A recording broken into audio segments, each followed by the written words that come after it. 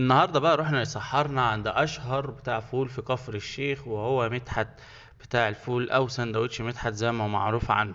سندوتش مدحت مشهور جدا لدرجة انه يعتبر اثر من اثار كفر الشيخ، لانه من اقدم الناس في السندوتشات وفي الفول والطعمية.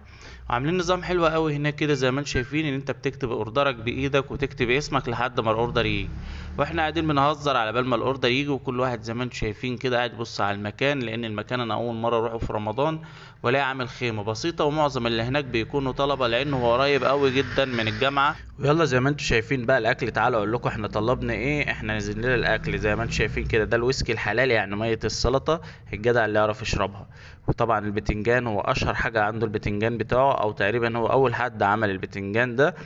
ويلا بقى زي ما انتم شايفين كده بتنزل لك الصينيه بالشكل ده، عباره عن فول وطعميه وسلطه وطحينه وعيش وشويه مخلل. واحنا طلبنا معاهم البتنجان والبطاطس، دول بتطلبهم انت بنفسك لان دي بتبقى زيادات، انما دي الوجبه الاساسيه.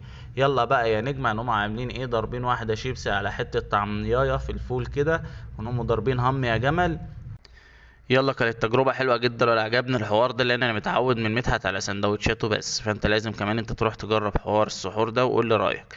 متنساش تعمل شير للفيديو وتعمل لايك ومتابعة لو انت مش متابع، واكتب لي اي مكان انت حابب تشوفه عشان الفترة اللي جاية ننزل له. يلا سلام.